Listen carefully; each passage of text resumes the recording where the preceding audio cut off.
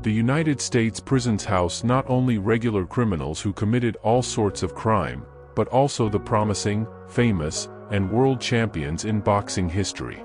In this video, we will see all the boxers who went from championship to prison. From being celebrated around the world to being locked up behind bars. First on the list. Steve Heron, aka John Davis Jr. In February 1976, John Davis Jr. escaped from a Colorado correctional facility, where he was serving time for armed robbery. Just weeks later, in Los Angeles, the body of 48-year-old William Brownell was discovered inside his apartment in the Wilshire district. He had been brutally beaten to death, but the case went unsolved for years. After a few months in 1976, another man, Claude Hill, was also found murdered in similar circumstances. Both victims were gay men living alone.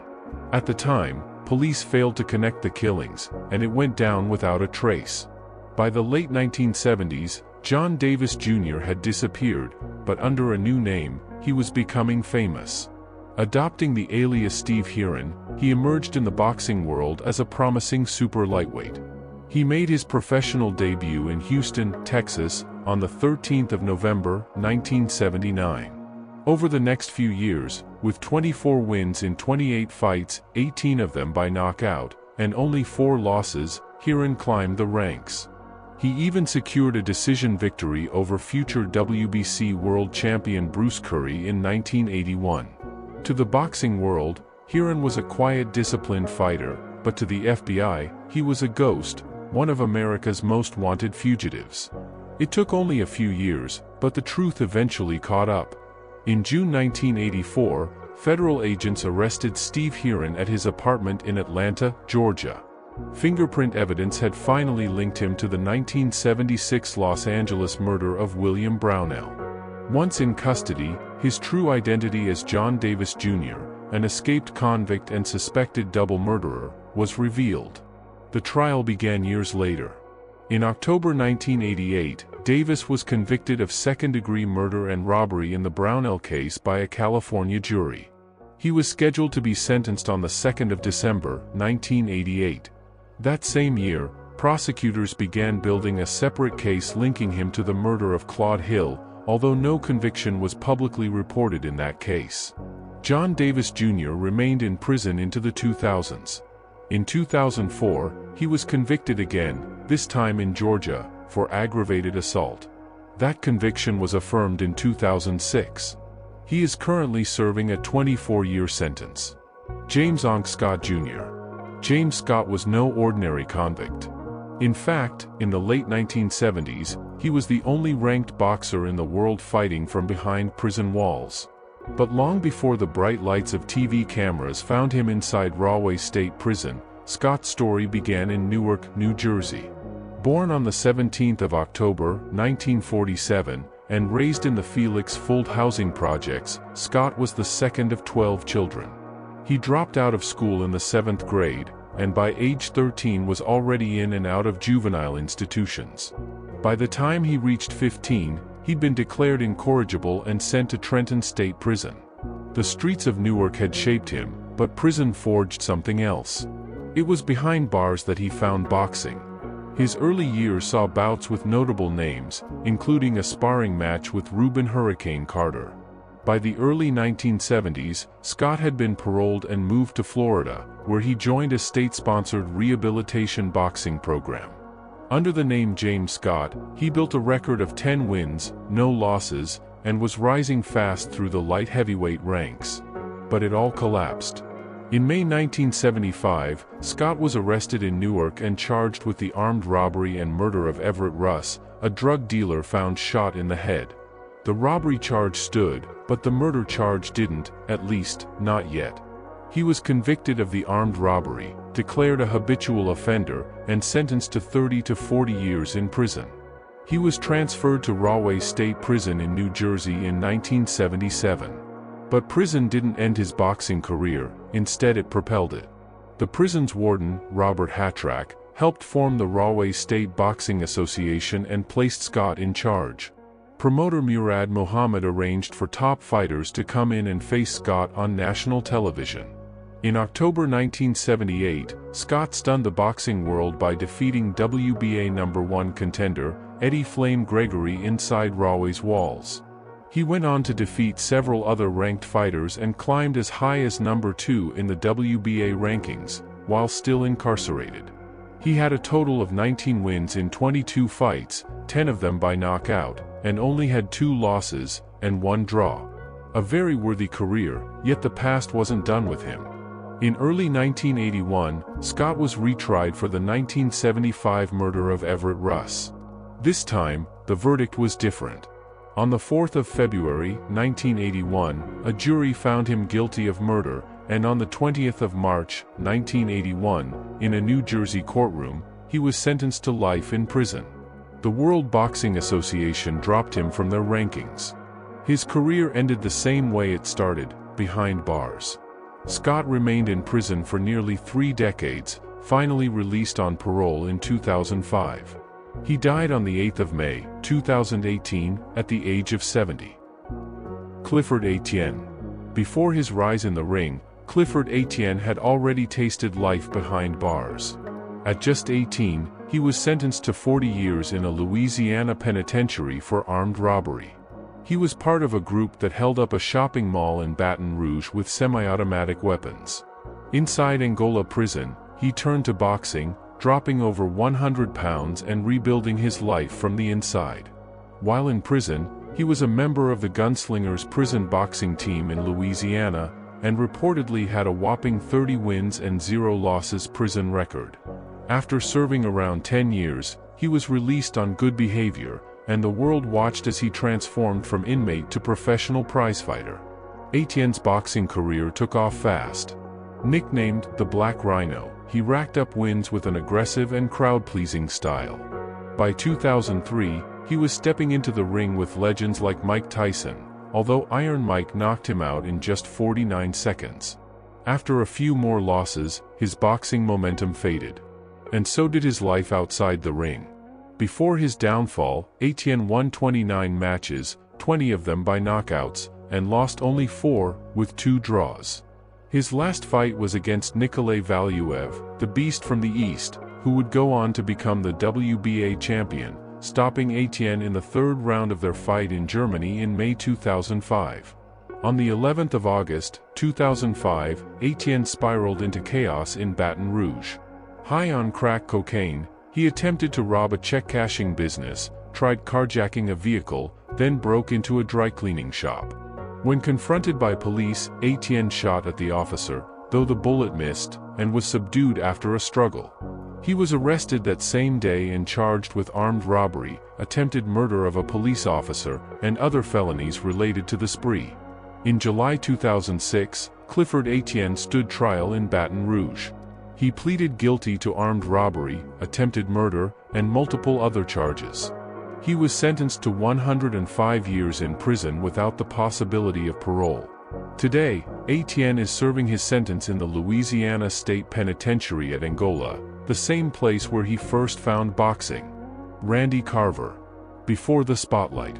Before the undefeated record. Before the fatal fight that ended his life in the ring, Randy Carver was already responsible for taking a life. In 1991, at just 16 years old, Carver was arrested and charged with manslaughter in Kansas City. The case started as a violent confrontation then turned deadly. The victim was a fellow teenager, and Carver was found criminally responsible for the killing. He was convicted as a juvenile and sentenced to several years in a state youth correctional facility. Carver served time and was released in the mid-1990s. By 1995, he had emerged with a quiet resolve to rewrite his story. That transformation began in the boxing gym. Once free, Carver channeled his aggression into training. He fought as an amateur and quickly gained recognition for his power and discipline. In 1996, he turned pro. The streets of Kansas City were behind him, at least on paper. Over the next few years, Carver racked up an undefeated record, 23 wins, 14 by knockout. He fought with control, precision, and a kind of quiet intensity that masked his violent past. Those who knew him said he rarely spoke about his time behind bars, but it was never far from the surface. Then came the night of September 14, 1999, at Harrah's Casino in North Kansas City. Carver entered the ring against Kabri Salem, an Egyptian boxer notorious for headbutting opponents. From the opening rounds, Salem fought dirty, leading with his head, clashing violently against Carver in nearly every exchange. The referee issued warnings but never deducted points. Carver, bruised and dazed, kept pushing forward, until round 10, when he collapsed mid-fight. He never got up. Officials immediately rushed him to North Kansas City Hospital, where he was diagnosed with severe brain trauma. 2 days later, on September 16, he died, just 24 years old. Salem was never criminally charged. The bout was ruled an accident. But for those who followed Carver's life, the irony was brutal. He had killed once, and paid for it. But in the end, it was the ring, not the streets, that took him. Randy Carver's life was a complex one. Convicted of manslaughter at 16. A free man by 20. A rising star by 22. And dead by 24. His story remains one of the most tragic and controversial chapters in boxing history. Travis Hall. As a promising amateur boxer born in Jamaica and raised in Queens, New York, he was known for his discipline inside the ring and unpredictable behavior outside it. Those who knew him in the gym described him as driven, but volatile. Behind the scenes, there were red flags, rumors of controlling behavior, unstable relationships, and past violent episodes that never quite made the headlines. As a featherweight, he fought with intensity and speed, earning a respectable amateur record that included nearly 40 victories, and a spot in the 2012 U.S. Olympic trials, though he fell short of making the team. He later turned professional, recording wins at venues like the Barclays Center in Brooklyn. But his ring career stalled as his personal life opened up. Outside the gym, Hall struggled with emotional control, often displaying erratic behavior. It was during this period, after one of his matches, that he met Margarita Rivera. What began as a relationship soon turned toxic. Friends said Hall became possessive and obsessed. When Rivera tried to leave him, the rejection consumed him. That obsession would eventually turn into a violent, premeditated act of murder. On the 1st of December, 2014, around 6:30 a.m., in the quiet of Watson Place in Queens, 31-year-old Margarita Rivera was ambushed. She had just stepped outside when Travis Hall emerged, carrying a steel pipe and a knife. In a fit of rage, he struck her repeatedly in the head, then stabbed her multiple times in the chest. Despite the severity of her injuries, Rivera clung to life for a few precious moments. When first responders arrived, she managed to whisper a name, Trey, before losing consciousness. Hall fled the scene and was discovered later that day, unconscious, inside a commercial dumpster in South Ozone Park. He had attempted to take his own life, but survived. When police searched him, they found a receipt for the metal pipe used in the attack. Surveillance footage later confirmed he had purchased the weapon before the murder. At trial, prosecutors laid out a haunting case of premeditated murder. They described Hall's jealousy and obsession with Rivera, his ex-girlfriend, as the motive.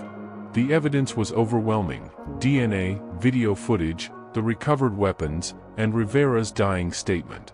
After a 3-week trial, on the 20th of July, 2017, a jury in Queens Supreme Court found Travis Hall guilty of second-degree murder and criminal possession of a weapon. On the 7th of September, 2017, he was sentenced to 25 years to life in prison. Travis Hall's story is a haunting one. A man who once dreamed of championship belts instead became a convicted murderer. His fists were meant for the ring, but outside of it, they left behind a trail of irreversible damage. James Butler Jr., once known in the ring as the Harlem Hammer, carried a reputation for being a promising professional boxer with a fierce punch and aggressive style. But behind that athletic persona lay a violent streak that would one day spiral into murder.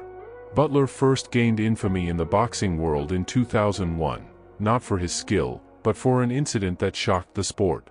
After losing a charity bout on the 23rd of November, 2001, in New York City, Butler approached his opponent, Richard Grant, the Alien, during what should have been a routine post-fight handshake.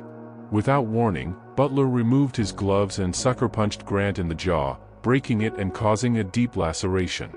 He was immediately arrested and later pleaded guilty to second-degree assault. That moment would mark the beginning of a dark unraveling. Butler's violent impulses didn't stop at the ring. Just 2 years later, on the 12th of October, 2004, the former super middleweight fighter committed a far more brutal crime. In his apartment in West Hollywood, California, Butler bludgeoned his longtime friend and sportswriter Sam Kellerman to death with a hammer. Kellerman, the younger brother of boxing analyst Max Kellerman, had reportedly allowed Butler to live with him temporarily after Butler had fallen on hard times. Tensions grew between the two, reportedly over Butler's refusal to move out. Prosecutors later said Butler struck Kellerman multiple times on the head before setting fire to the apartment in an attempt to cover up the murder. The body was found 5 days later. James Butler was arrested shortly afterward and charged with first-degree murder and arson. While awaiting trial, he initially entered a not guilty plea, but in 2006, he changed his position. On the 27th of March, 2006, in a Los Angeles courtroom, Butler pleaded guilty to voluntary manslaughter and arson. He was sentenced to 29 years in state prison on the 5th of April, 2006. As of August 2025, James Butler Jr. remains behind bars in California. Edwin Valero. Born on the 3rd of December, 1981, in Mérida, Venezuela, Valero rose from poverty to international boxing fame. He fought a total of 27 fights, and he won all, every single win coming by knockout. A southpaw with explosive power and a wild persona, he was hailed as a national hero. But behind the gloves was a man heading to darkness, fueled by addiction, rage, and unchecked mental illness. By the late 2000s, Valero's personal life had grown increasingly unstable. He struggled with alcohol and drug abuse and had multiple run-ins with law enforcement for domestic violence. In March 2010, he was arrested in Venezuela after allegedly assaulting his wife, Jennifer Carolina Vieira de Valero, leaving her hospitalized. Despite a restraining order, authorities released him, setting the stage for tragedy. On the 18th of April, 2010, in a hotel room in Valencia, Venezuela, 24-year-old Jennifer was found dead. Her body was discovered on the bed, stabbed multiple times. Hours later, Valero approached hotel staff and confessed to the murder. Police arrested him on the spot and locked him up. The man who once carried a nation's hopes, now stood accused of killing his own wife. But Valero would never stand trial. Less than 24 hours after his arrest, in the early morning of the 19th of April, 2010, Edwin Valero was found hanging in his jail cell. He took his own life. He was only 28 years old. Felix Verdejo. The Puerto Rico's golden boy, a lightning-fast lightweight boxer with Olympic credentials and the hopes of a nation behind him. Born on the 19th of May, 1993, in San Juan, Verdejo represented Puerto Rico at the 2012 London Olympics, and turned pro shortly after, quickly climbing the ranks with charisma, skill, and knockout power. But behind the spotlight was a darker side, marked by troubling behavior, controlling tendencies, and a history of violence that escalated with terrifying consequences. On the 29th of April, 2021, 27-year-old Keishla Rodriguez Ortiz, a pregnant woman who had been romantically involved with Verdejo for years, went missing. She had reportedly told Verdejo earlier that day that she was expecting his child. Within 48 hours, her body was discovered in the San Jose Lagoon, bound with wire, a concrete block tied to her body, and signs of blunt force trauma. The autopsy confirmed that Keishla was still alive when she was thrown into the water. Verdejo turned himself in to federal authorities on the 2nd of May, 2021, after being implicated by a cooperating witness who claimed Verdejo lured Keishla into his car, punched her, injected her with an unknown substance, and, with the help of an accomplice, threw her off the Teodoro Moscoso Bridge. He was charged with carjacking resulting in death, kidnapping resulting in death, and the killing of an unborn child. He was found guilty and sentenced on the 3rd of November, 2023, to 2 life terms in federal prison, without the possibility of parole. Joel Scott. Born on the 25th of March, 1971, in Albany, New York, was hailed as the next great American heavyweight. A towering force in the ring, standing 6 feet 3 inches, with a sledgehammer punch, Scott launched his professional boxing career in 1993, racking up 18 straight wins, all by knockout. His official record is 20 wins, and only 2 losses. The boxing world took notice. Scott wasn't just a contender, he looked like a future champion. But outside the ropes, Scott was beginning to reveal a different life. He struggled with drug addiction and violent behavior. In 1996, at the peak of his rise, he was convicted of first-degree rape and sentenced to 4 to 12 years in a New York State prison. He served only 4 years, and that prison stint would become the turning point, not just in his career, but in his life. After his release in the early 2000s, Scott attempted a comeback. In 2002, he was knocked out in a shocking upset by journeyman Francis Royal at a fight held at the Playboy Mansion. A year later, in 2003, he faced Ray Austin, and was stopped again, failing to answer the bell for round 8. That was his last professional bout. The promise was gone, and the fall began. In 2004, Joel Scott was convicted of second-degree murder for intentionally running over and killing a man in Albany's South End. He was incarcerated in the Elmira Correctional Facility on the 23rd of March, 2005, and is serving a life sentence without parole. Charles Green, popularly known as Charlie Devil Green, was convicted for his crime on the 17th of September, 1983, inside a 5th-floor apartment on West 112th Street in Harlem, New York. The space, known among locals as a cocaine hangout, became the scene of a brutal massacre. Green shot and killed 3 people, Craig Carr, Elliot Williams, and Phyllis Rogers, and wounded 2 others. The man once known for fighting champions like Floyd Patterson and Jose Torres was now the target of a homicide investigation. Hours after the murders, Green walked into his lawyer's Manhattan office in a state of delirium, shirtless, high on cocaine, and shouting threats. He then climbed onto a 15th-floor window ledge and threatened to jump. After a tense standoff, NYPD officers subdued and arrested him. It was a stunning fall for a boxer who at one time had Madison Square Garden roaring. Born in Mississippi, on the 1st of September, 1942, he grew up fighting, first in the streets, then in amateur rings. He turned professional in 1966, and by the late 60s, he was climbing the rankings. His most famous moment came in July 1969, when he knocked down former world champion Jose Torres in the first round. Although he lost that fight, it cemented his reputation as dangerous and unpredictable. But Green was a man at war with himself, prone to self-destruction, drugs, and violent outbursts. By the time he retired in 1975, his record stood at 13 wins and 15 losses. His career had fizzled, but his rage never did. In 1985, Charles Green stood trial in Manhattan criminal court. The prosecution painted a picture of a man consumed by addiction and paranoia, someone who believed he was being cheated in a drug deal and retaliated with deadly force. Green maintained his innocence, claiming he was present but not the shooter. The jury disagreed.